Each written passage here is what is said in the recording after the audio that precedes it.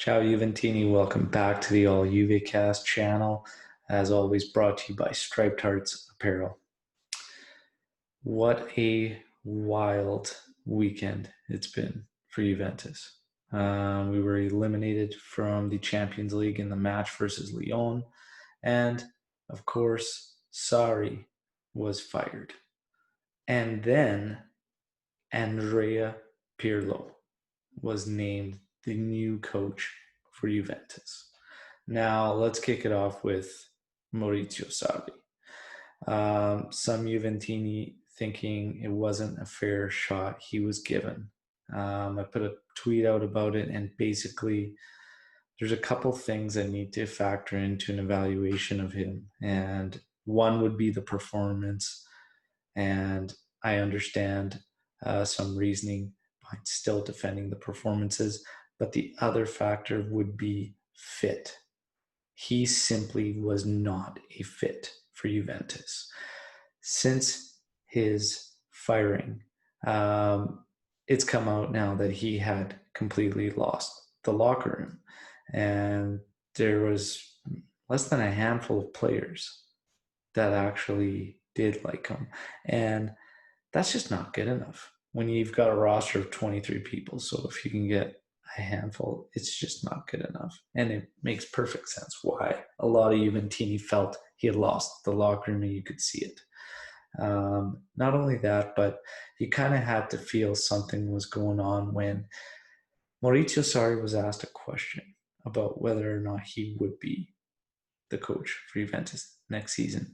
And he had made a comment answering that question, somewhere along the lines of, you must not think much of my boss or the people he works for. It almost sounded like a backhanded comment towards the Juventus management team, in my opinion. I didn't really speak out on it too much because I just thought maybe I was looking into it too much, but who knows? Maybe he knew the writing was on the wall the whole time, and that was kind of his way of taking a little shot. Rumors come out that Agnelli was very disappointed with Sarri's words. Something happened in the locker room, and of course, Bonucci in the locker room, some issues yet again. Regardless, Maurizio Sarri, I believe, had to go. All right. Pirlo. Let's get to Andrea Pirlo being named. Now, while it's very easy to get hyped up with this decision because it's Andrea Pirlo and Juventini love Pirlo. He was part of the revolution that led to this 9 straight. And very surprisingly so at the age that he joined Juventus. But being named as the coach, never having coached before, he still isn't even licensed. Okay, he will be going through the exam to be able to coach. And it's kind of funny if you think about, what if he fails? It's a very, very interesting scenario. Now, without getting caught up in the hype of who it is, Andrea Pirlo, but strictly looking at it from a Juventus standpoint, I have a little bit of frustrations with this decision. And the reason I did was, number one, as the rumors come out, Baratici wanted to keep Sarri because he said there was no time to change manager. But then he was throwing out some options. Andrea Agnelli apparently went with Pirlo, and this is his choice. This is just showing how much we lack organization and cohesion from the top. And that's frustrating me. Okay. The other reason I'm frustrated with Pirlo being appointed has nothing to do with Pirlo himself. All right. What it frustrating is the fact that this is almost like a cop-out by management. All right. Because it would be extremely unreasonable to put any expectations on Andrea Pirlo, who literally hasn't even coached a match. So next season, we're going into it with zero expectations. That is the part that frustrates the hell out of me. All right. Because a team with the resources like Juventus should never be in a situation where we go into a season with no objectives and no expectations. And it would be extremely unfair to Andrea Pirlo to put any of that weight on him because, again, he has never coached before.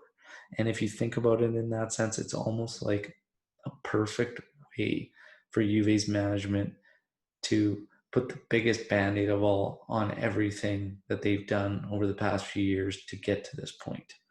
Hiring Andrea Pirlo, someone Juventini love, and a guy who's got zero experience. So people will not expect anything from the season. You know, it's frustrating from that standpoint. Getting to Andrea Pirlo now and my thoughts. I know that everybody wants to throw out a couple scenarios where it's worked out great, where a player has come to coach one up, but you can find a hell of a lot more times where that's gone wrong and turned into an absolute disaster. Okay, Andrea Pirlo is going to have one thing right out of the gate. He will have the respect and he will have the control of the locker room. Okay.